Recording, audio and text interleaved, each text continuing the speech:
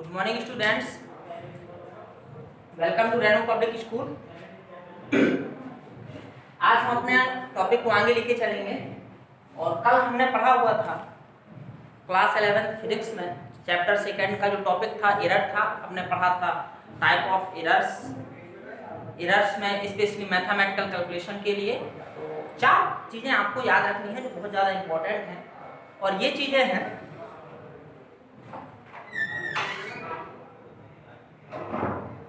एक है आपका एब्सोल्यूट एरर, दूसरा है मीन एब्सोल्यूट एरर, ठीक है, तीसरा है आपका रिलेटिव एरर जिसको फ्रैक्शनल एरर भी आप कह सकते हो, और चौथा है आपका परसेंटेज एरर। ये 4 एरर में आपको पूरा काम है। तो कॉम्बिनेशन ऑफ एरर्स ऐसा कि मान लीजिए कि कोई एक क्वांटिटी है, ठीक है, जिसके हमने मेजरमेंट किए, कोई एक क्वांटिटी है जो किन्हीं दूसरी क्वांटिटी का सम है और दोनों उन क्वांटिटीज को अलग अलग मेजर करना है, या फिर सब्सट्रैक्शन है, या फिर डिवीजन है, या फिर मल्टीप्लिकेशन है। फॉर एग्जांपल वी है z, कोई एक क्वांटिटी है बेटा, ठीक है, जिसको हमको मेजर करना है और z की वैल्यू फाइंड करनी है। z इक्वल्स टू मान लीजिए a plus b, where a and b are also physical quantity, so we need to measure a and b with error की क्वांटिटी मेजर करनी पड़ेगी, किसमें, a और b में। तो जब दो क्वांटिटी का सम होगा तब जो फाइनल क्वांटिटी इन दोनों का सम होके z आएगा, तो z में भी कुछ ना कुछ एरर होगी। तब हमको ये बताना है कि अगर किसी क्वांटिटी का सम होता है तो प्लस माइनस, या फिर सब्ट्रैक्शन होता है, मल्टीप्लिकेशन होता है, डिवीजन होता है, तो जो फाइनल क्वांटिटी आती है उसमें उस एरर का क्या इंपैक्ट होता है, कंडीशन क्या रहेगी, मैक्सिमम पॉसिबल एरर। ये ध्यान रखना है, मैक्सिमम पॉसिबल एरर जो हमारी फाइनल क्वांटिटी है उसमें कितनी हो सकती है, इसकी हमको बात करनी है। तो चलिए, तो ये कैसे कॉम्बिनेशन है, अब मैं थोड़ा सा इस कॉम्बिनेशन में आपको कुछ बातें बता देता हूं। मान लिया हमने कंसीडर कर लिया we have two quantities, more than 2 भी हो सकती है, लेकिन एग्जांपल में या फिर कैलकुलेशन में हमको सिर्फ 2 क्वांटिटी है और इसका आपको फाइनल रिजल्ट याद रखना है। बाकी बीच में जो डेरिवेशन है, डिस्क्रिप्शन है, उसकी बात ही नहीं करनी हमको, लेकिन ये याद रखिएगा ये कॉम्बिनेशन आपका एग्जाम में आता है, स्पेशली कंपटीशन में भी आता है, ये ध्यान रखिएगा, है ना। तो मान लिया हमने कि एक क्वांटिटी है z is a quantity that is needed to measured, इसको हमको मेजर करना है, ठीक है। तो जो और z क्या है, कौन कौन सी क्वांटिटीज में डिपेंडेंट है, that is dependent on a and b, where a and b are also physical quantities which are required to be measured, जिनको हमको मेजर करना ही, ठीक है। तो a को जब मेजर करेंगे तो हमने कंसीडर कर लिया ये हैं क्वांटिटीज और ये है एब्सोल्यूट,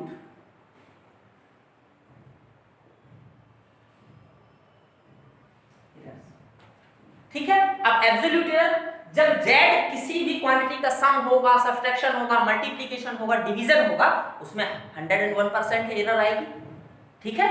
तो z में हमने जो एरर कंसीडर कर ली एब्सोल्यूट एरर है बेटा, ये ध्यान रखिएगा। मैंने आपको 4 नाम कल बताए थे, आज मैं फिर से रिपीट कर देता हूं। हमारे पास मैथमेटिकल कैलकुलेशन के लिए 4 टाइप के एरर्स हैं। उन एरर्स में सबसे पहले आएगी एब्सोल्यूट एरर। एब्सोल्यूट एरर क्या होता है, जो मीन वैल्यू होती है हमारी ऑब्जर्वेशंस की, उससे हर एक ऑब्जर्वेशन कितना डिफर कर रहा है, दैट कुड बी पॉजिटिव और नेगेटिव, उसको हम बोलते हैं एब्सोल्यूट एरर। दूसरा आएगा आपका mean absolute error. So mean absolute error is the mean of mode of, ये याद रखिएगा कि मीन एब्सोल्यूट एरर क्या है, मीन है किसका, एब्सोल्यूट एरर्स के मोड का। मोड का मतलब भले वो क्वांटिटी नेगेटिव है लेकिन उसकी वैल्यू पॉजिटिव लेनी है, क्योंकि एरर में जब भी हम बात करेंगे तो बात करेंगे मैक्सिमम पॉसिबल एरर की। भाई माइनस हो जाएगा तो क्या हो जाएगा, उस एरर की वैल्यू घट जाएगी, और हमको क्या फाइंड करना है कि इस कैलकुलेशन में मैक्सिमम एरर कितनी हो सकती है। अगर वो पता है तो हम उसमें से कोई दिक्कत नहीं है, मिनिमम हो जाए बहुत अच्छी बात है, मिनिमम एरर हो जाए, मिनिमाइज हो जाए, एरर मिनिमम क्वांटिटी में आ जाए, मैग्नीट्यूड में, तो कोई दिक्कत नहीं, हमारे लिए और अच्छा है, कैलकुलेशन ज्यादा प्रिसाइज होगा। लेकिन जब हम कोई कैलकुलेशन करें तो हमको पता करना होता है कि भाई यहाँ पे जो हमने काम किया उसमें मैक्सिमम कितनी पॉसिबिलिटी है एरर होने की, मिस्टेक होने की। क्लियर? तो जब भी हम एरर कैलकुलेशन की बात करेंगे, at that time we will talk about maximum possible error. Clear? Okay. So absolute error जो है क्वांटिटी में, मान लिया कि जो जेड क्वांटिटी जो ए और बी में डिपेंडेंट है, उसमें जो एरर आती है वो आती है डेल जेड। इसमें जो थी कैलकुलेशन में मेजरमेंट में वो डेल ए थी और इसमें थी डेल बी। ये इतनी बातें आपको याद रखनी है। अब कॉम्बिनेशन में हम देख लेते हैं sum of errors and subtraction.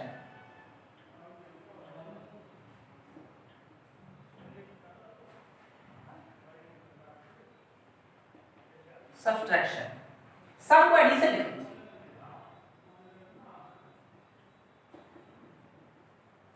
Addition और सब्ट्रैक्शन।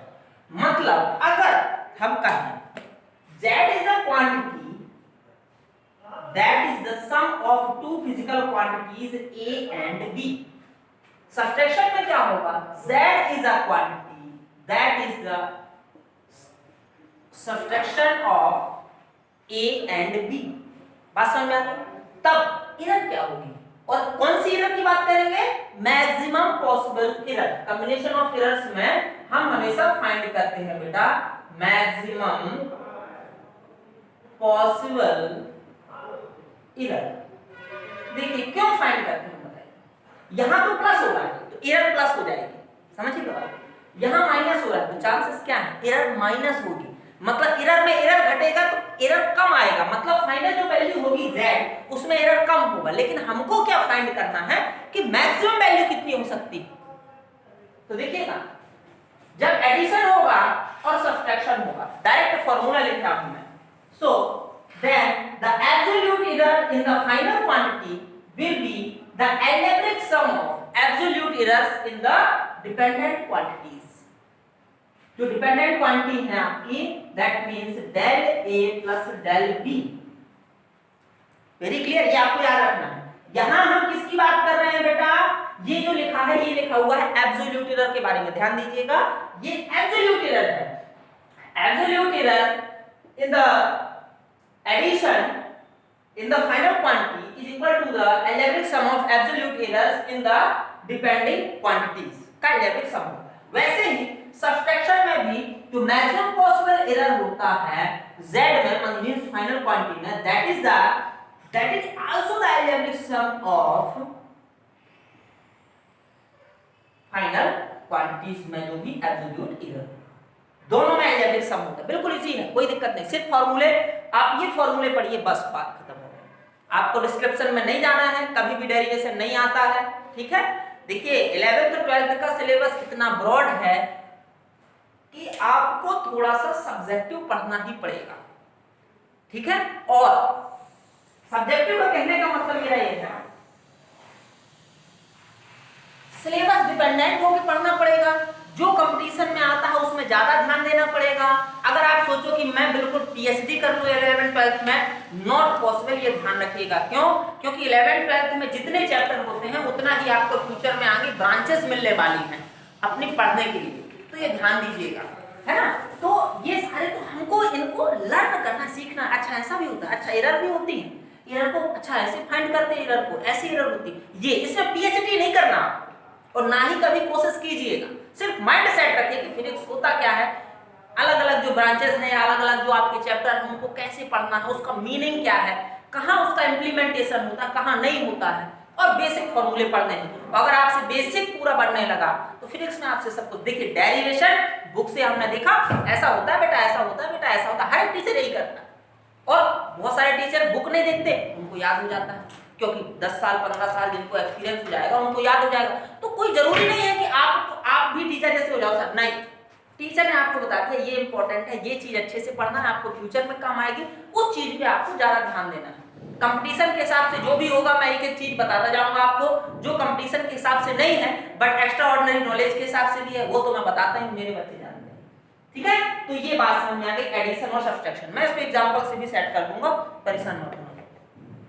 ओके, नेक्स्ट है आपका multiplication and division. So in addition, the absolute error in the final quantity is the algebraic sum of the maximum possible absolute error in the final quantity in addition and the subtraction is the algebraic sum of absolute errors in the dependent quantity। लो बात खत्म हो गई। सीधे सामने आप आंख बंद करके बोल दीजिए सर अच्छा प्लस हो रहा है, सर दोनों की एरर को प्लस कर दीजिए एब्सोल्यूट एरर को। ध्यान रखिएगा किसको, एब्सोल्यूट एरर को प्लस करना। यहाँ मैटर फंसे आता है कि एब्सोल्यूट एरर प्लस होंगी, यहाँ पर रिलेटिव एरर दी रहेगी तो आपको दिक्कत नहीं। मैं बताऊंगा सॉल्व करना कैसे करते हैं। अब नेक्स्ट आता है आपका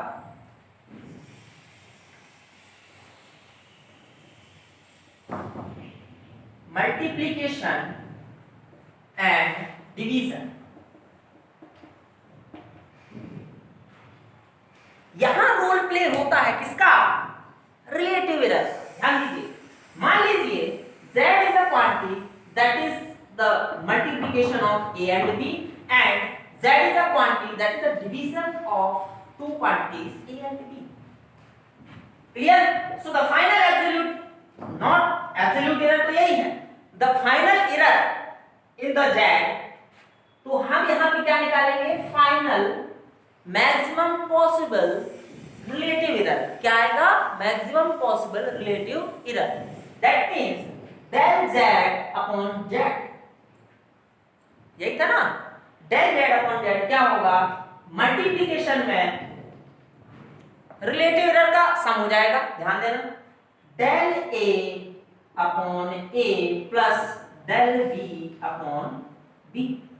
वैसे ही डिवीजन में भी del z upon z relative error equals to del a upon a plus del b upon b। That means the maximum possible relative error in the multiplication and the division is the algebraic sum of all the relative errors of dependent quantities। लो बात खत्म हो गई। अब देखिए, अगर यहां से आपको एब्सोल्यूट एरर निकालना है, ठीक है, यहां मल्टीप्लिकेशन डिवीजन में किसकी बात हो रही है, रिलेटिव एरर की।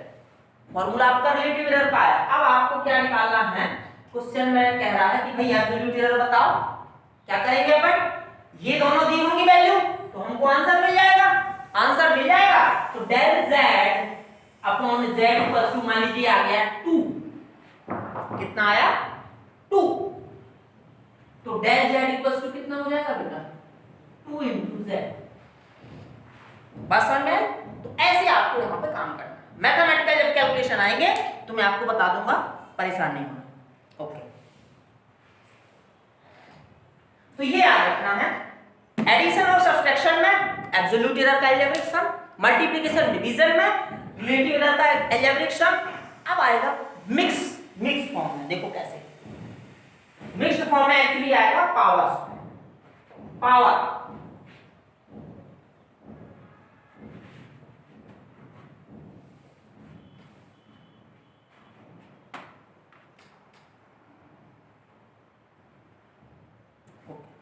जैसे ये दिया हुआ है, समझिएगा बात।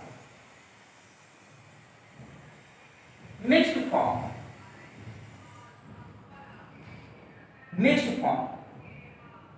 हमको क्या निकालना है मिक्स्ड फॉर्म में, मैक्सिमम फ्रैक्शनल या फिर मैंने बताया था इसी को क्या बोलते हैं, रिलेटिव।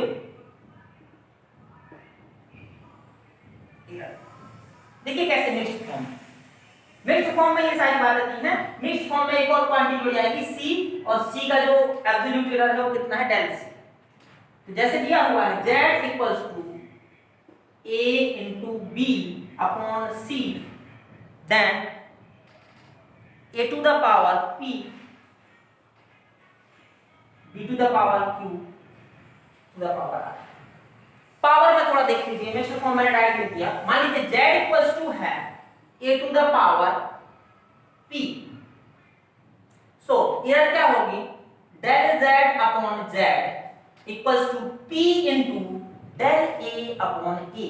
जो पावर होती है ना, लॉगरिथम पढ़े होंगे आपने, नहीं पढ़ा है तो समझ लीजिए। जो पावर होगी वो फ्रैक्शनल एरर के आगे आ जाएगी, मल्टीप्लिकेशन में हो जाएगा, डिफरेंशिएशन का जैसे हमने फॉर्मूला पढ़ा था, और क्या हो जाएगा, del a upon a।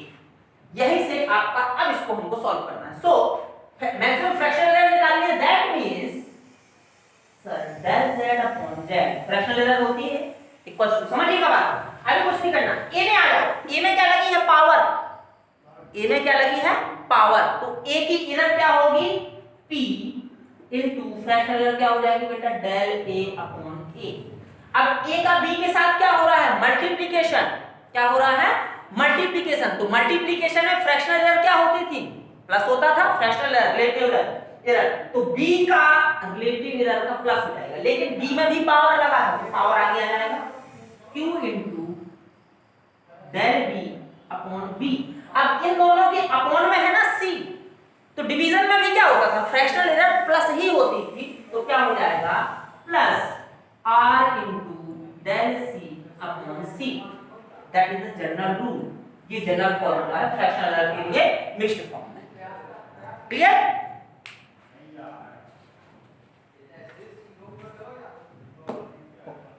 अब जब फ्रैक्शनल एरर निकल गई, परसेंटेज एरर निकालना कुछ नहीं है, 100% का मल्टीप्लाई कर दो एरर परसेंटेज एरर आ जाएगी, क्लियर।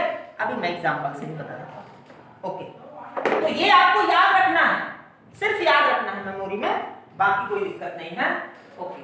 अब मैं आपको एक दो एग्जांपल ले लेता हूं, शायद समझ में आ गया होगा, ये समझ में नहीं आया होगा अगर तो जो मैथमेटिकल कैलकुलेशन में करवाऊंगा अभी उससे समझ में आ जाएगा,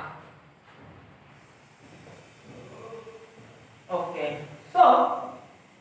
तो एक बार रिपीट कर लेते हैं, एरर्स कितने टाइप की थी हमारे पास कैलकुलेशन के लिए, तो हमारे पास भी है 4 types of error, absolute error, mean absolute error और final absolute error, fractional error, इसी को हम क्या बोलते थे रिलेटिव एरर, और एक लास्ट क्या था percentage error, that is the percentage of fractional error और रिलेटिव एरर, ओके।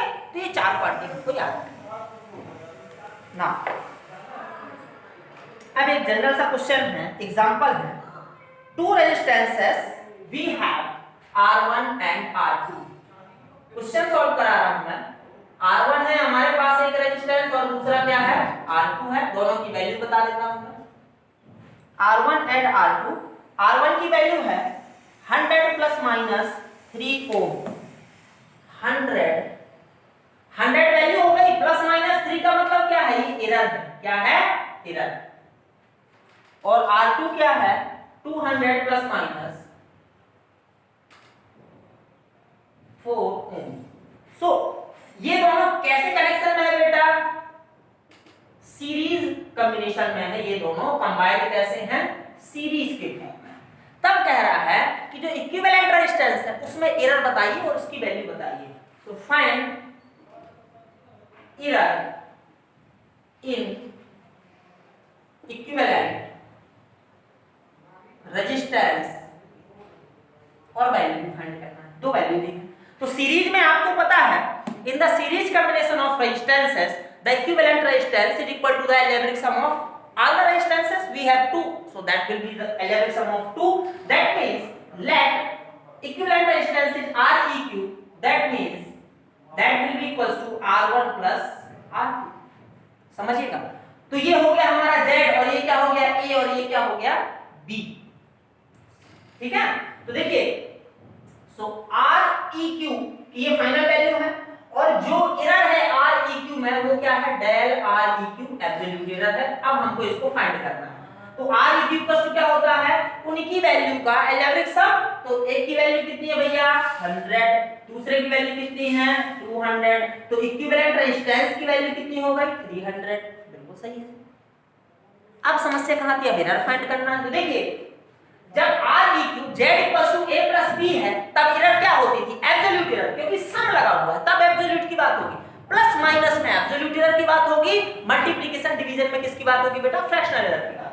तो एब्सोल्यूट एरर कितनी होगी डेल Req इक्वल्स टू क्या होता था अलजेब्रिक सम होता था ना एब्सोल्यूट एरर का, that means del R1 plus del R2, del R1 R2 क्या है error in the resistance R1 and error in the resistance R2।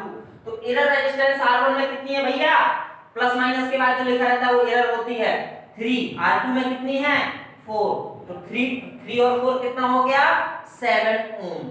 तो the equivalent resistance with error कितना होगा 300, इसकी मैक्सिमम वैल्यू आई है मतलब वैल्यू आई है प्लस माइनस में एरर कितनी आएगी, maximum possible error 7 ohm, that is the answer.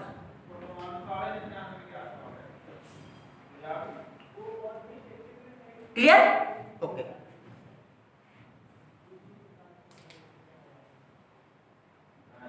ना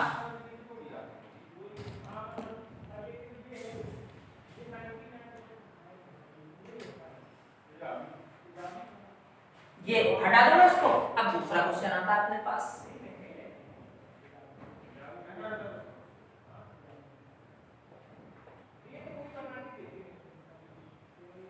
क्वेश्चन सेकंड देखिए, क्वेश्चन सेकंड क्या कह रहा है। क्वेश्चन सेकंड आपका कह रहा है the resistance, the relation of resistance with voltage and current is given by R equals to क्या होता है, V upon I। According to Ohm's law क्या होता है, V equals to IR, so R equals to V upon I। Now the value of V is given, V की value given है 100 plus minus 5 volt, 100 plus minus 5 volt, that means del V absolute error in the voltage is 5। समझिएगा। वैसे ही current की value दी है, current की value कितनी दी है 10 plus minus 0.2 ampere, 10 plus minus 0.2 ampere, that means absolute error in the current is 0.2 ampere.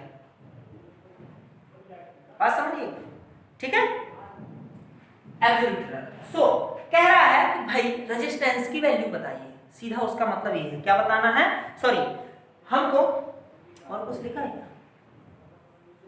सो हमको resistance की value नहीं बताना, हमको बताना है find percentage error in are. Resistance में हमको परसेंटेज एरर निकालनी है। परसेंटेज एरर निकालने के लिए मैंने बताया था कि देखिए मल्टीप्लिकेशन डिवीजन होता है तो सबसे बात किसकी होती है, रिलेटिव एरर की बात होती है। तो जब रिलेटिव एरर निकाल लेंगे उसका परसेंटेज निकाल देंगे तो परसेंटेज एरर हो जाएगा। तो पहले रिलेटिव एरर निकाल लीजिए, that means del r upon r। Relative error division में क्या होता है, प्लस होता है ना रिलेटिव एरर का।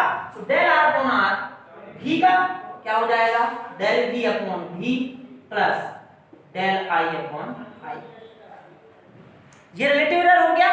अब इसमें का परसेंटेज, तो मैंने बोला था कि रिलेटिव एरर का परसेंटेज निकाल दीजिए, तो परसेंटेज हो गया कुछ नहीं है, इनटू 100% कर लीजिए, परसेंटेज आ गया। ये क्या आ गया, परसेंटेज एरर आ जाएगा। ठीक है। del v की वैल्यू कितनी है भैया 5 और v की वैल्यू कितनी है 100 प्लस del i की वैल्यू कितनी है 0.2 और i की वैल्यू कितनी है 10, ये हटेगा तो ये 100 हो जाएगा इनटू 100%। सो 100 आ जाएगा कॉमन, 5 टू कितना हो जाएगा 7 इनटू 100% अपॉन 100, ये दोनों कट गए, कितना आ गया 7%। Clear? That is the percentage error, that is the percentage error. Clear? समझ में आ रहा है, आएगा समझ में, चिंता मत करो। ठीक है, एक ये हो गया डिवीजन। अब हम एक मिक्स्ड फॉर्म में लेते हैं, फिर आज इसको यहीं पे खत्म करते हैं। ठीक है, फिर मैं आज आपको वर्क भी दूंगा ये एरर वाले कैलकुलेशन के, और ये आपको करना भी है घर में, है ना, वर्क दूंगा आज मैं इसको। अब कह रहा है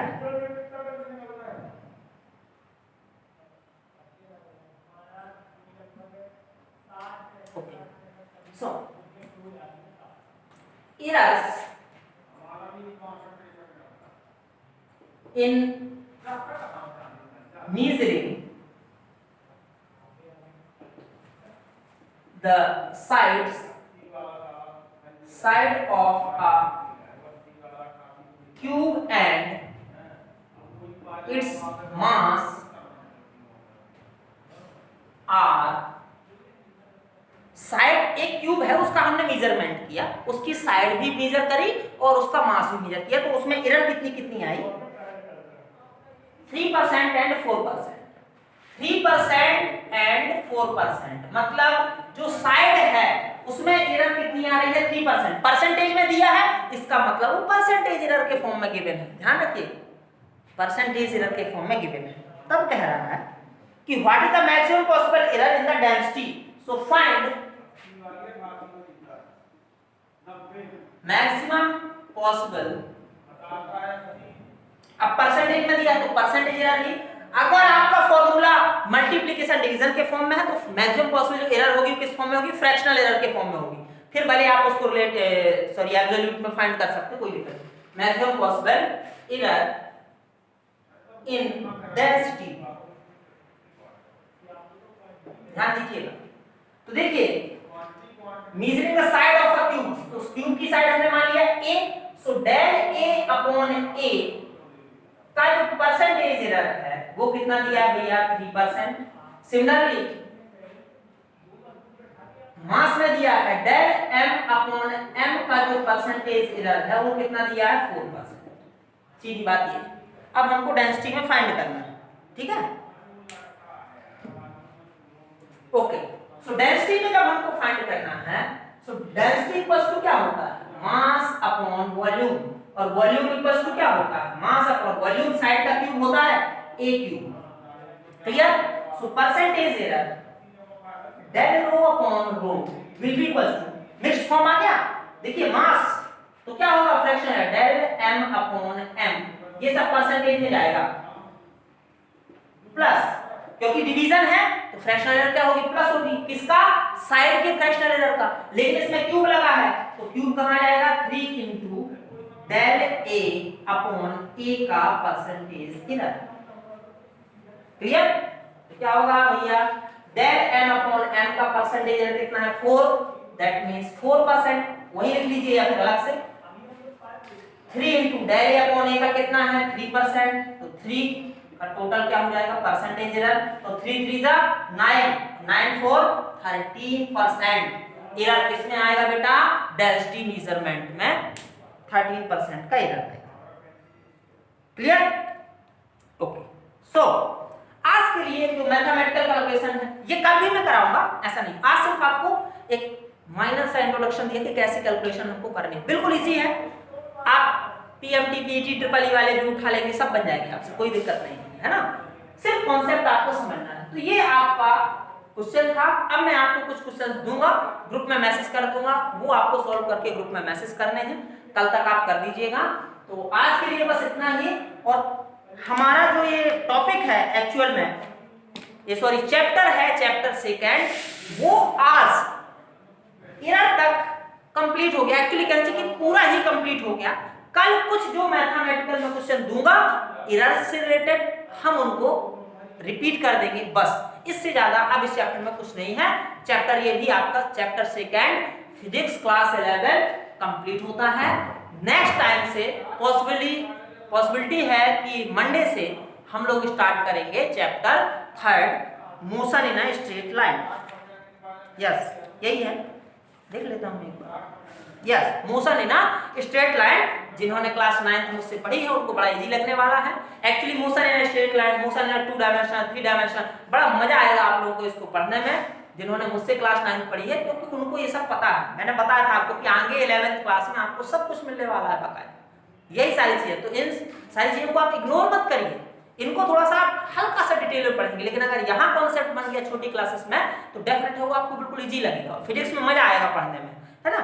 ओके, तो ये सारी चीजें अब कल हम इसके, मैं जो आपको वर्क दूंगा उसको कल मैं यहाँ पे रिपीट कर दूंगा, ताकि लोगों को जो भी कंफ्यूजन होगा वो क्लियर हो जाएगा। और ये वीडियो जो है आपको अवेलेबल होने वाला है फेसबुक पेज में, यूट्यूब वीडियो शेयर होगा, और मेरा चैनल है the achiever guide Amit sir, उसमें आपको ये वीडियो अवेलेबल होगा। तो ज्यादा से ज्यादा इसको शेयर करें, लाइक करें, सब्सक्राइब करें। अगर वीडियो में कोई दिक्कत हो कहीं भी तो आप उसमें कमेंट करके बता दीजिए, और कमेंट भी करके बताएं कि कैसा लग रहा है वीडियो, और कुछ इंप्रूवमेंट है या फिर बहुत अच्छा है। ओके, बहुत अच्छा तो नहीं होगा, बट थैंक्स फॉर वॉचिंग। कल नेक्स्ट टाइम से थोड़ा सा प्रिपेयर रहिएगा बुक रख के, क्योंकि हम पढ़ेंगे मोशन इन स्ट्रेट लाइन, उसमें थोड़ा सा आपको बुक से लेना पड़ेगा, टॉपिक उठाने पड़ेंगे, डेफिनेशंस देखनी पड़ेंगी। Okay, thank you.